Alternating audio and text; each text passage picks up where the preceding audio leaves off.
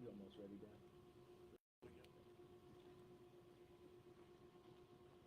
You all prepared? Well, thank you for coming. I'm Congressman Kevin McCarthy, the Republican leader. And before we begin our press conference, I do want to convey our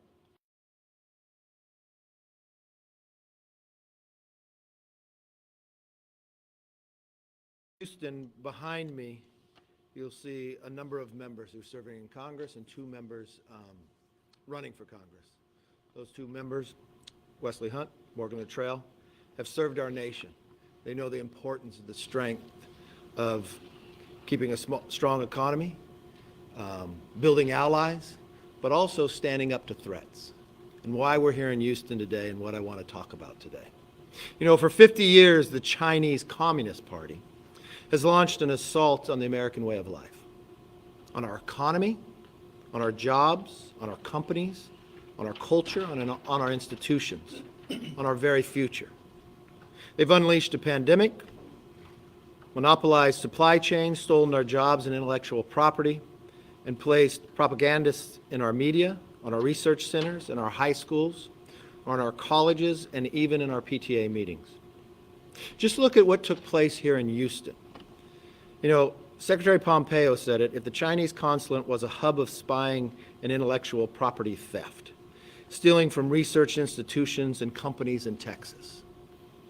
And Texas is a leader in our nation, especially when it comes to healthcare, from energy, from technology, and others. The Trump administration stood up and had the guts to call it exactly what it was, to hold them accountable.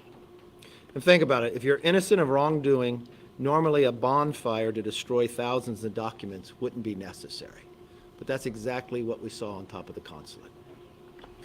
What we proposed, and not just there, looking at the rest of the future of the nation, I reached out a couple years ago to Speaker Pelosi, asked if we could create a bipartisan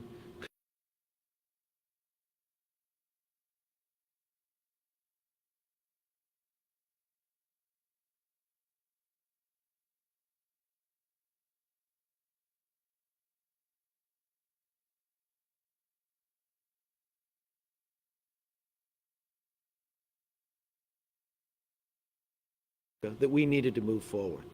So I looked to Michael McCall, a leader in so many areas, former prosecutor, to head up a China commission. I'm very proud of the work that they have done. When they were finished, 2/3 of all the ideas that they produced were bipartisan. I've watched both sides of the aisle look out and give the voices, give the ideas of how we can confront the Communist Party, how we can make sure that they don't control our critical minerals, that they don't control our medical supply, that they don't control other industries to go after as they have today. Later this month, we'll roll out the Commitment to America. And inside the Commitment to America, we lay out a number of proposals of how to bring that supply chain away from the Communist Party of China and back to America. Build that supply chain here to make America stronger with more American jobs and protect our intellectual property. And Michael McCall has done a tremendous job with a number of members throughout, and we look forward in the majority of expanding not just that task force, but a committee itself dealing with the Chinese Communist Party. With that, I'd like to bring up Congressman Michael McCall. Thanks, Leader. Thank you. Thank you. Thanks, Leader, and welcome to Texas. It's great to have you. California. California and Texas, we get that a lot these days. I want to thank you, Kevin, for your strong leadership on this issue. He's always been out there on protecting American jobs, supply chain from China, who I consider to be the biggest threat now to our national security. He had the vision 2 years ago to do this task force. Should have been bipartisan, but the Democrats decided they didn't want this to be a bipartisan issue. So we went forward with it anyway. This is our task force report. Hundreds of legislative recommendations, many of which have already passed the Congress. And I look forward to announcing your commitment to America, our commitment to America, about what we're going to do with respect to China. And we're going to do a lot. But I want to step back, if I could, just to 1997. I served on a DOJ China task force when they were trying to meddle in our elections. And I prosecuted the Johnny Chung case. And through his cooperation, we revealed that the director of intelligence, Chinese intelligence, and China Aerospace were putting money in his Hong Kong bank account to then put into the Clinton campaign. Why is this so important? Because it's come full circle. What did they want back then? Why did they do this? They wanted to get in the WTO, but also they wanted technology. They wanted aerospace technology. They wanted satellite technology, and President Clinton was willing to do that. And so we gave them a lot of technology. And what we didn't give them, they stole from us. And now I would argue that we sell it to them, like the hypersonic missile that they launched, went around the world with precision and landed that could have a nuclear payload on the front of it. Built on the backbone of American technology, that's going to stop when we take back the majority. That has to stop. So what's happening today? It's a great power competition between the United States and China. 2 years ago, Secretary of State Pompeo, a dear friend of ours, former colleague, exercised his authority to shut down the Houston consulate. Why? Because MD Anderson, that we all know and love here in Houston, was being all the IP, the 1,000 Talents program that China has to cultivate researchers to conduct espionage and send IP back to the mothership in Beijing. They were also hitting NASA at the same time, but they were also hitting all across the country. Just having the Houston consulate was a hub and the den of spies, as Secretary Pompeo called it. And what I want to focus on really is, remember you saw the burning fires on the top of the consulate? The fact is, we got a lot of great documents. We had a treasure trove out of there. So what has the Department of Justice done since then? Well, under the Trump administration, they indicted 130 individuals, including PLA, the People's Liberation Army, military officers who were dispatched through visa fraud into the United States to cultivate researchers under the 1,000 Talents program. They committed espionage. They were indicted. What has the Biden administration done now, the DOJ Biden administration? First of all, they shut down the China initiative that the Trump administration started, a China initiative to prioritize espionage within the Department of Justice. Guess what? The espionage hasn't gone away, but the cases have gone way down, as evidenced by the fact that they've only brought charges against 19 individuals, and they've dismissed 7 cases, including the PLA officers I mentioned. So why is the Biden administration so weak on China? Why wasn't Nancy Pelosi willing to work with us on such an important national security issue? I look at the global map. Weakness invites aggression, and that is the tone of this administration. After Afghanistan fell, Putin invades Ukraine. Chairman Xi is looking at Taiwan right now.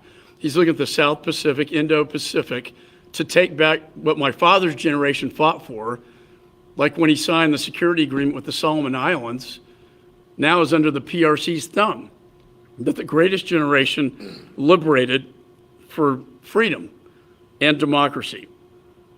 Well, I can assure you this, when we get back the majority, and I'm confident we will, and Kevin McCarthy will be the next Speaker of the House, when he becomes the Speaker and we have the gavels, my priority will be to stop exporting these technologies and selling these technologies to China so they can build their own war machine that will then in turn be pointed at us.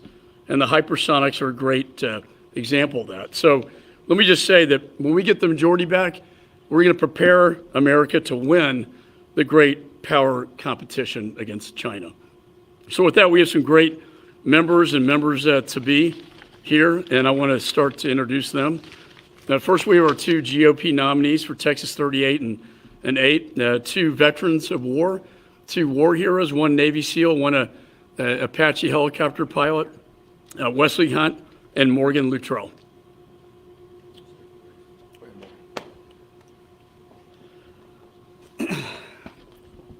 Wesley and I are done talking. It's time to go to work.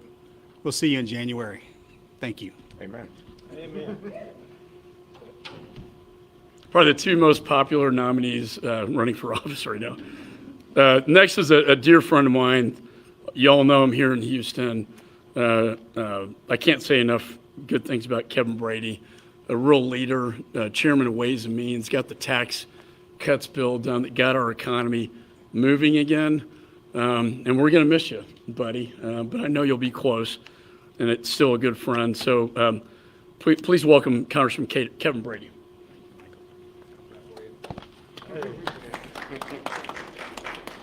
Michael, thank you very much, not just for your friendship. Your leadership, the China Accountability Task Force, has been the best I've ever seen of an important issue like this, so thank you.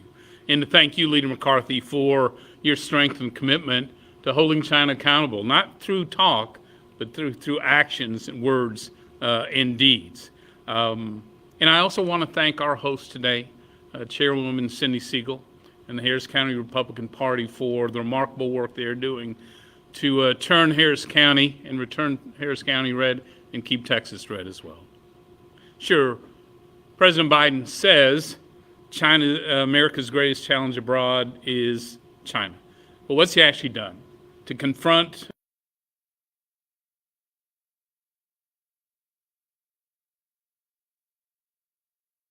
the first year of his presidency? Joe Biden's strategy for China was a single paragraph, one paragraph, and it showed. For some reason, he simply refuses to confront China, to hold them accountable, even when American companies and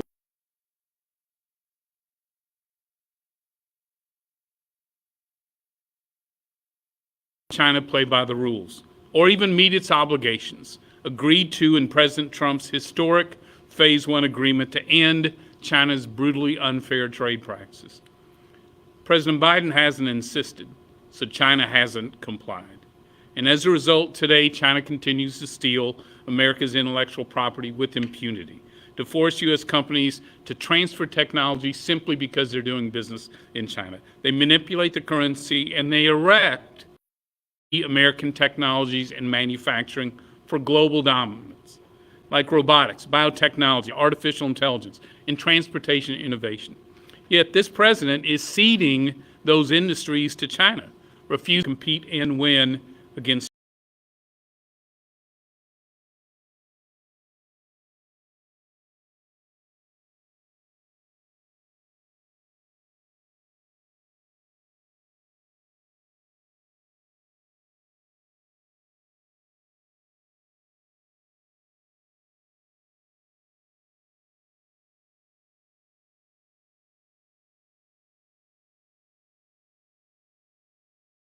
China. And unbelievably, agreements in Asia and with America's trading partners, they are shaping the world and the future to their advantage, to their workers, to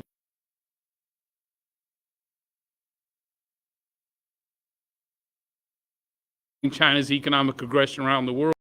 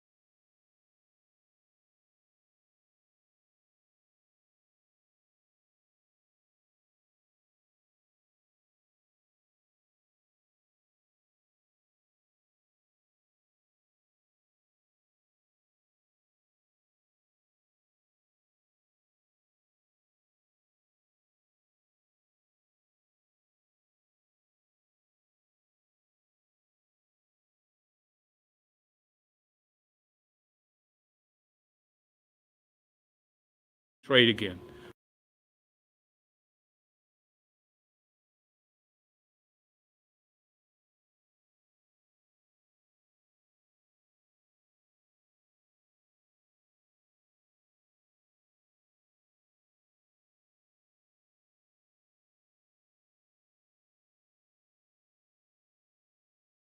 Delaying their retirement, a shrinking economy challenges China's economic aggression and cheating and insists they play by the rules. A Republican Congress committed to restoring a strong economy that's growing, not shrinking, where paychecks grow faster than prices. The most important step America can take is to elect a Republican Congress and Speaker McCarthy to counter China's economic aggression. Thank you. Thank you, Kevin. And I think trade and it's one of the best ways to compete with China. And interestingly, the President Biden, lifted trade barriers on batteries and solar panels from China. He's well known in Austin, I think. And Dan Crenshaw, dear friend, and a great Texan. Thank you. Thanks, Mike. Thank you all for being here. Thank you, Leader McCarthy, for coming out to Texas. Welcome all Californians. We know that when you come out here that you understand why you left, Kevin included, and we're looking forward to you as Speaker of the House. I think we all are definitely looking forward to that, a bit of change in direction. Kevin Brady, always have to say a few words about my friend Kevin. We're going to miss him very much. This is a man of great intellect that is leaving our conference. Fortunately, he will be replaced by another excellent future member, Morgan Luttrell. Of course, Kevin has a very difficult decision to make in November, and that's who he's going to vote for. Because I will be on the ballot, and where Kevin lives will be my new constituent, which he's very excited about, of course. I am very excited. Yeah, he's got all my signs. He's got all my signs. We're all very excited about it. My best volunteer. He is way too happy about it. I'm very happy about it. No, he'll be sorely missed. We have a great delegation. I was very proud to be up here with this group. So we're here to talk about China, and I think talk about how the veil needs to be lifted. Right? For decades, American intellectuals and elites have misread Chinese intentions. For decades, there's been China apologists believing that they were a developing country who would grow into their democracy, who are our ally against the Soviets. And this opening to China and this delivering, sometimes overt and purposeful delivering of technology to China, has put us into this situation now. Most people, most of American intellectuals and elites who were former China apologists have woken up out of this slumber, most of them. But then you have a president like Joe Biden who, when his own Speaker of the House, Nancy Pelosi, goes to Taiwan, as she should have, he throws her under the bus and says, I'm not so sure this is a really good idea. It's hard to imagine a weaker statement. So we are in a real problem here. We have to all get on the same page about the true nature of China and the true nature of Chinese intentions. And the list is very long. We have over 100,000 people dying of opioid overdoses every year in this country. 80,000 of those are directly related to fentanyl. Where is fentanyl coming from? The basic components come from China through the Mexican drug cartels and lacing whatever drug someone is taking here in the United States. 80,000 people. If that's not an act of war from the Mexican drug cartels and from the Chinese suppliers, then I don't know what is. We have to be waking up to this. The Trump administration, to at least address that to the best way that they could. We haven't heard a peep out of the Biden administration on how to address something like that. We have both sides, both ports at either end of the Panama Canal owned by Chinese. Does anyone think that's a good idea? I can't imagine we do. We need a pivot. We need a pivot that looks to the Pacific and builds alliances there, looks to Australia, Japan, and India as solid allies against the Chinese. And we need to look south of our border too, because that's the threat that's right here, right in front of us. And if nobody cares about any of that, and maybe some of the folks listening to this care just about climate change, care about the environmental question, and some would even go as far as to say that the Chinese are the ones who are really pushing for green energy. They're the ones doing all the right stuff because they build all the solar panels that we buy. But that's complete nonsense.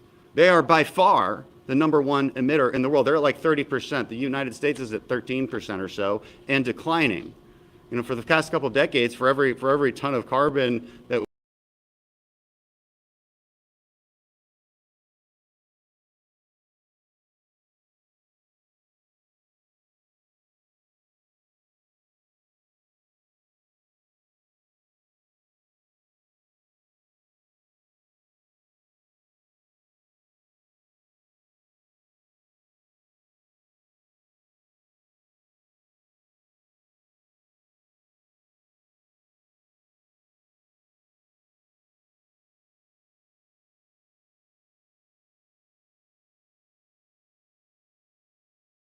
we've reduced that. They'll just increase it by another 4 times.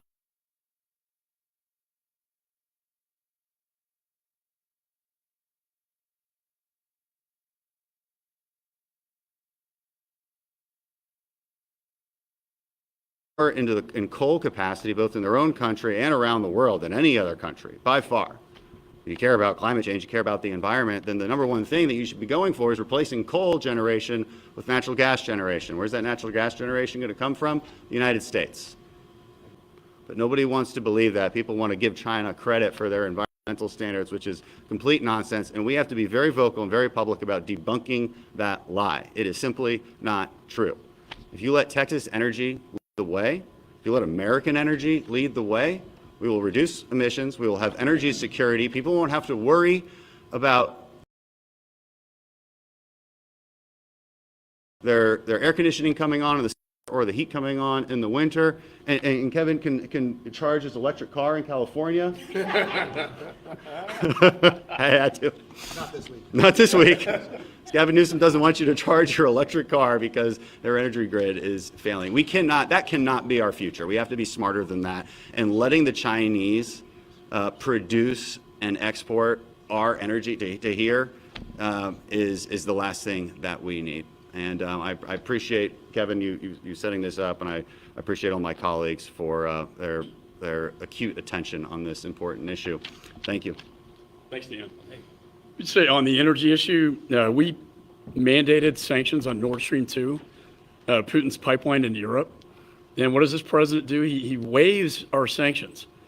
We tried to take his waiver out, but he essentially allowed Putin to complete his pipeline into Europe, making them dependent on Russian energy, not American energy. And guess who's buying Russian energy now? China.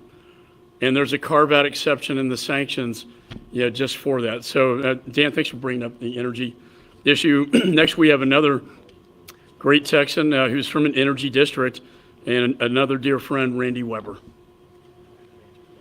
Well, thank you, Chairman, for your leadership, and thank you, Leader, for putting this together. And let me say something that our great leader said, and I don't want y'all to miss.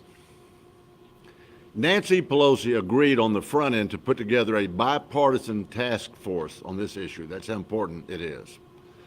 And then what does she do at the last minute? She backs out. They play politics again. They put politics first and Americans dead last. That's what they do. Kevin was not to be deterred. He went forward anyway. And you've got the report here of the China Task Force. Look through it, of all the recommendations. That's what we're going to do when we get back in power. Listen, folks, some of you all have heard about, you remember Pablo Escobar from Colombia, the great cocaine lord? And how about Juan Chapo, El Chapo, the great heroin lord from Mexico? Now we've got Chinese Communist Party, who's the fentanyl lord. They are literally co-sponsoring the drug cartels and bringing drugs across our border. And you're right, Dan, we are under an invasion. We are under invasion. 100,000 people, our great leader said last night at an event I was at, that 100,000 people a year dying, that's 300 Americans a day. Today, 300 Americans will die. Tomorrow, 300 Americans will die. We've got to get in control. This is helping. Our leader, soon-to-be speaker, is committed to this. You're going to see that when we roll out Commitment to America. You're going to see a change. It is time for America to wake up and understand what the Democrats are doing. They're playing politics. They don't care if China steals our technology.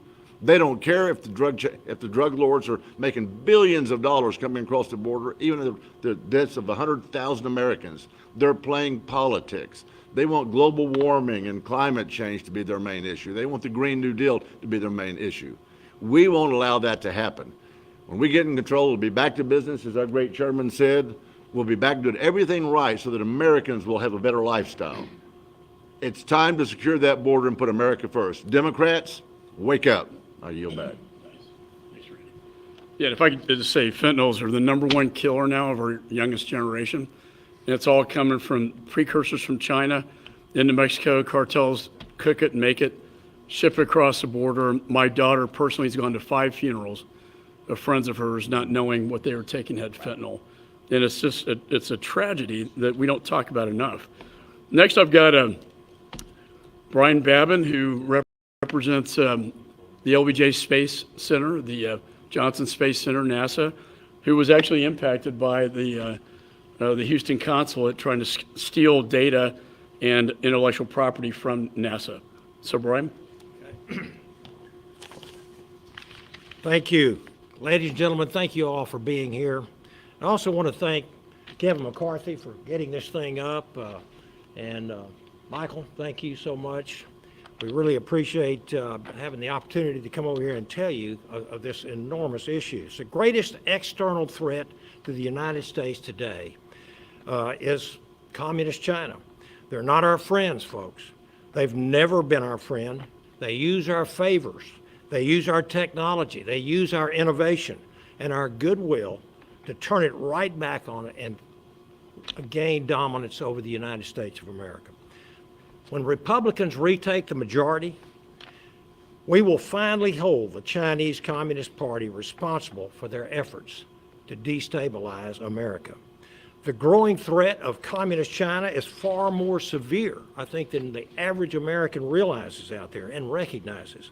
From the terrible human rights violations, COVID origins, and the containment of COVID, espionage right here in Houston as well, and intellectual property theft, and even involvement in the fentanyl crisis, as you've just heard. I'm a healthcare practitioner. Fentanyl belongs in the operating room, folks.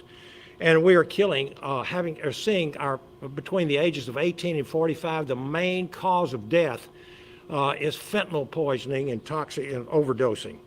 That's coming from China up through Mexico. We can no longer allow China to get away with their actions. The Chinese military has the world's largest navy. They have the world's largest ground forces. And their space-based enterprise is growing by leaps and bounds. Bottom line is we can no longer continue to dismiss this threat posed by the Communist Chinese Party. Addressing this threat will require a whole-of-nation approach, which is what your task force has been doing, Michael, and thanks again to Leader McCarthy for having this. And we will approach with policies to enable the United States to not only compete with China, but to beat China. Unfortunately, when given the opportunity, congressional Democrats have chosen to concede to China by failing to ban funding to CCP-tied organizations, failing to punish the CCP for their blatant human rights violations, and failing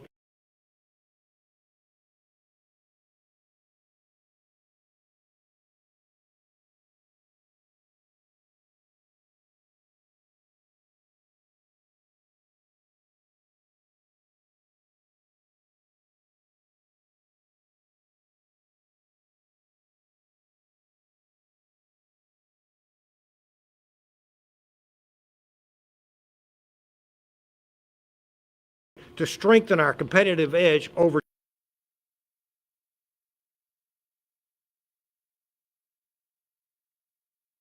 on the world.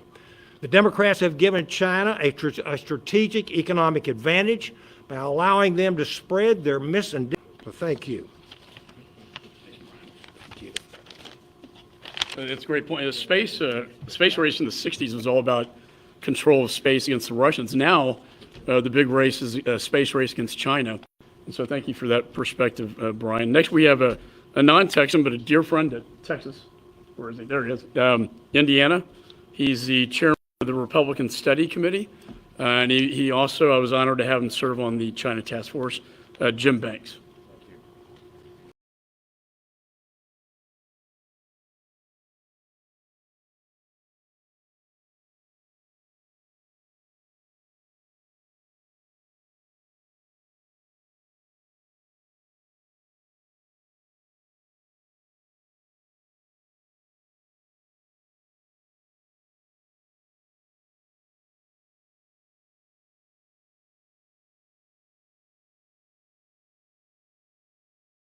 First of all, I want to thank Leader McCarthy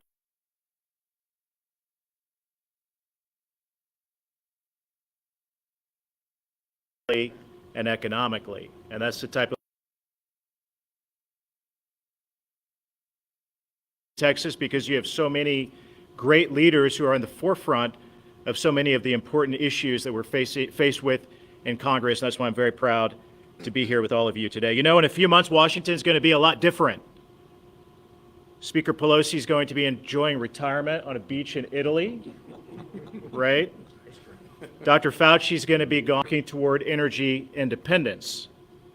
Attorney General Garland won't have time to snoop on concerned parents because he's going to be too busy explaining himself to Republicans in Congress on Capitol Hill instead. A lot is going to change overseas as well, most of all in China. Next week in Pennsylvania, Leader McCarthy and many of our Republican colleagues are going to release the Republican platform for next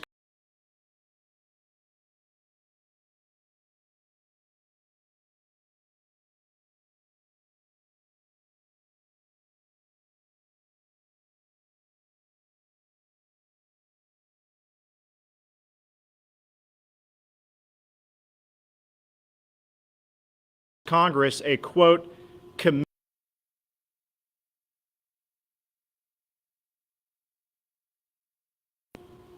You might own the White House, but you no longer will own the People's House. We are going to force sanctions on Uyghur slave labor. We're going to force the Education Department to block China's illegal influence operations on our universities. And we will counter China's espionage across the country with the same seriousness that President Trump did when he cracked down on Chinese espionage right here in Houston. That's what China should expect from Republicans in Congress. And I can't think of anybody more capable to come to Washington to help us accomplish that than Morgan Luttrell and Wesley Hunt, who are two fellow veterans and two great patriots. I hope that all of the voters here will vote for them because they will bring that type of serious leadership that we need in Congress today more than ever to tackle our biggest threats. So thank you to Ranking Member, soon-to-be Chairman McCall. It's an honor to be with you here today. Let me just close by saying I want the leader to have an opportunity to take some questions, but the Belt and Road Initiative is real. China's in 140 countries across the world, Indo-Pacific, Africa, and Latin America, as it was previously mentioned. The Panama Canal, Roosevelt built it, Jimmy Carter gave it away, and now China owns it, or at least both sides of it. And we're seeing that all throughout Latin America as well. And so we got to wake up, and we got to start competing with China. It's not good enough to say they're a bad nation. We have to compete with them in all these areas, and primarily technology. So thanks to all my Texas friends. Jim, welcome, and Leader, I'll turn it over to you for any questions. I thank Michael McCall for his work, especially leading the nation when it comes to inside Congress, on how do we bring that supply chain back to America from China. When you look just in here, Texas is a very successful state. It's a leader in so many different areas, but from healthcare, MD Anderson, when my father got cancer, where did we come? We came to MD Anderson like most people around. You look at energy. The one thing we've always learned, and so many veterans who stand behind me in their service, I can't thank enough. A military makes you strong, but dependency makes you weak. We look what's happening in Europe today. Their dependency that it became upon in energy with Putin, and Putin utilizing energy for political bases and his own war to be able to expand where he wants to go. America has the ability to be energy independent. We've proven it. And we have the ability to help our allies at the same time. But we're watching what China's doing around the world, trying to capture industry after industry. We've got to be able to stand up to be able to compete. We've got to give our children an opportunity to compete in the future as well. And that's what we propose. In our commitment to America, we will start with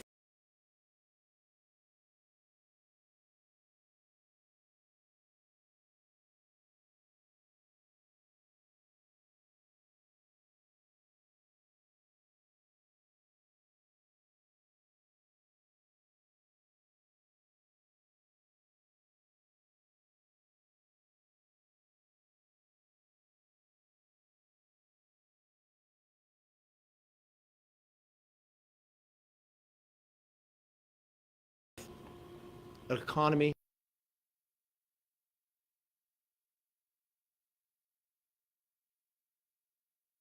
we want to make sure that we have a nation that is safe. We watch what the Democrats have done by causing inflation, but we watch through the cartels in Mexico. Let me put it in a clearer perspective. 300 people will die today from fentanyl poisoning.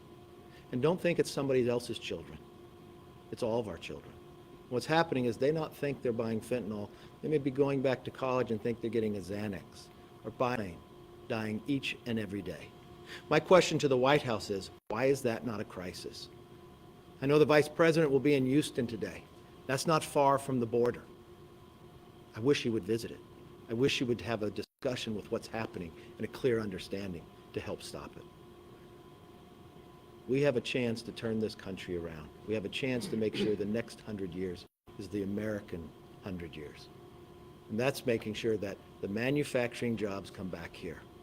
I watched Kevin Brady, as chair of Ways and Means, produce a tax bill that no longer had companies leaving America because it was more competitive to be somewhere else, but move back to America. Now I watched an administration not willing to stand up to China, the China Communist Party, but that's what we will do. With that, let me open up to questions and comments. When we closed the consulate 2 years ago, almost 2 years ago, if the espionage was happening everywhere in the United States, it wasn't just Houston companies that were obviously being impacted by that. When we closed the consulate, was that a less provocative step so we wouldn't do something in, say, San Francisco or in D.C. that would maybe raise the stakes?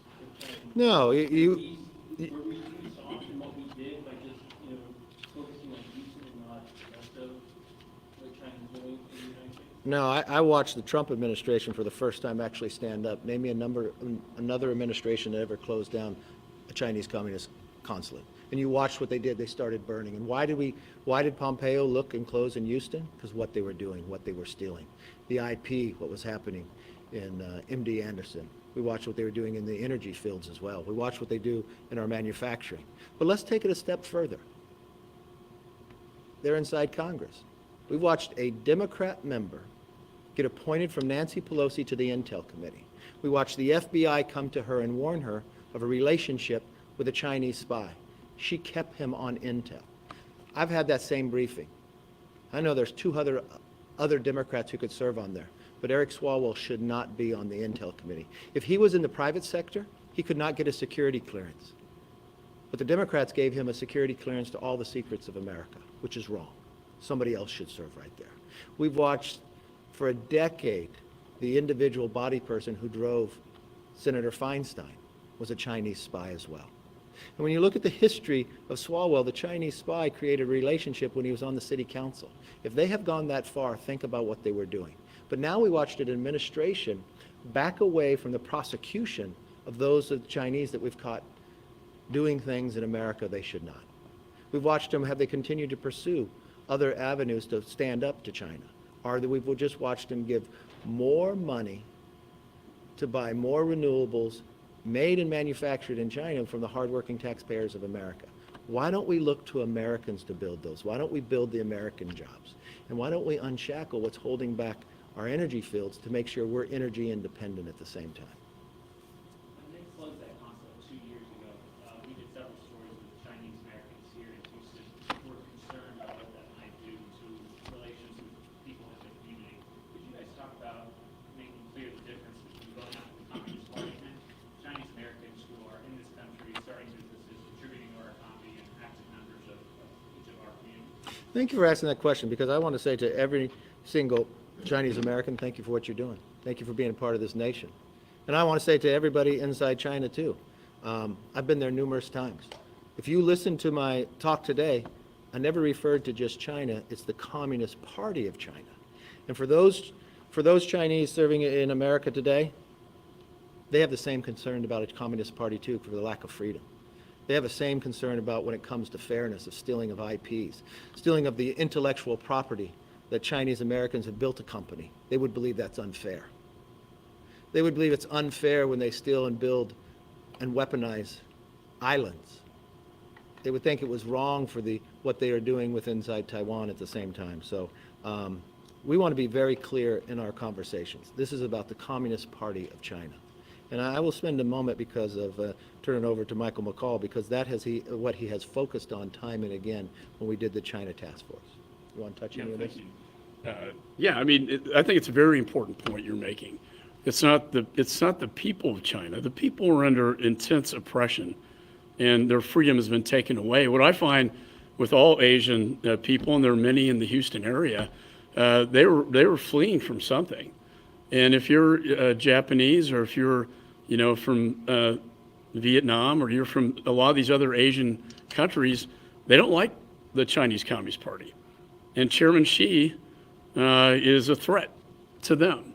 So I've found it very unifying, and it's very important not to discriminate. It's not about the people of China, it's about the Communist Party of China. And I think that's so we got to say over and over. But the Taiwanese, for instance, can't stand Chairman Xi and the Communist Party of China more than anything. And what I found, to close with, is the people of China that Chairman Xi is most afraid of. When we translate our Origins of COVID-19 report into Mandarin and got it past their firewall into mainland China, we had 20 articles come out. The foreign minister of China condemned me and the task force and had an hour-long television program. You know why? Because it's the people of China that they're most afraid of. They're selling a bill of goods about the origins of COVID-19. Any more questions? There are projections that you guys will take control of the House. Although the number of seats has slightly fallen off in recent projections. I'm curious what you attribute that to, particularly with issues like abortion that have seemed to rally Democrats, maybe Mar-a-Lago raid, issues with former President Trump. What do people attribute that to? And I particularly point to when I last saw you at the border several months ago, it seemed like the political climate was more beneficial to Republicans at that point. Have you sensed a change with these 60 days to go? No. One thing I sense is that I'd ask every American, could you afford to give up 1 month's salary? Most every single American said they cannot. But unfortunately, because of these Democratic policies, it's been taken from them because of inflation. And the sad part about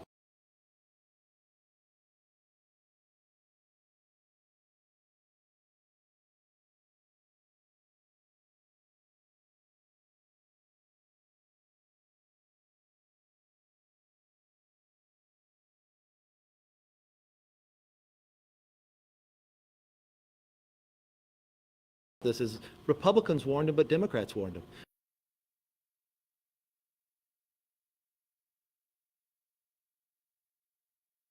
Treasury Secretary Larry Summers gave them fear and said, do not do it, it will create inflation. But they went control the ability from our regulation, and now we watch in America there's a challenge for even baby formula. We watch what they've done to our energy field, that they've raised the price of gasoline. No place in America that I go, they always bring up and complain about the price of gas. And we watch the president smile and laugh and say it was a good thing. Then we watch the crime continue to grow. We watch the Democrats defund the police, but then elect these Democrat prosecutors that won't uphold the law. And we watch rampant what continues to happen. This no bail process we're watching in New York as well.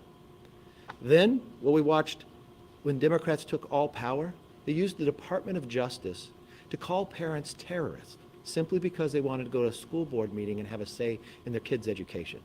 In the Pledge to America, we'll have a Parents' Bill of Rights because we believe parents should have a say in their kids' education. We watched the past administration stand up here in Houston when the Communist Party of China was stealing American technology. Now we've watched that you had 130 individuals indicted. What did the Biden administration do? Let them go. We watch time and again the mistakes.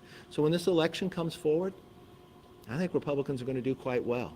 But it's not about the Republican Party. It's about America. If you want your gasoline price lower, you want to become energy independent, you want to stop inflation, you want your streets to be safe again, you want to be able to bring back manufacturing to America, you want to be able to have a say in your kids' education, I think it's a very clear election. If this election has an opportunity for the clarity between those two, I think there'll be a real change. And I would simply look to, thank you for coming down to the border when we went to the Eagle Pass. But what happened recently? Myra Flores was elected in a district that Biden carried by 13.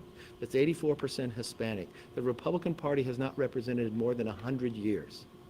I think you're going to see more of that across the country.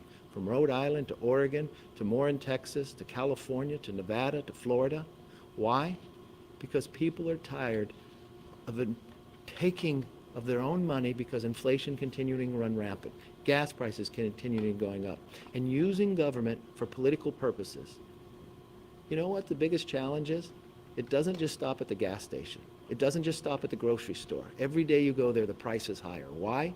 It's the Democrat policies, and they do not have one plan to fix it except to double down and make it worse. I appreciate you all for coming. Thank you.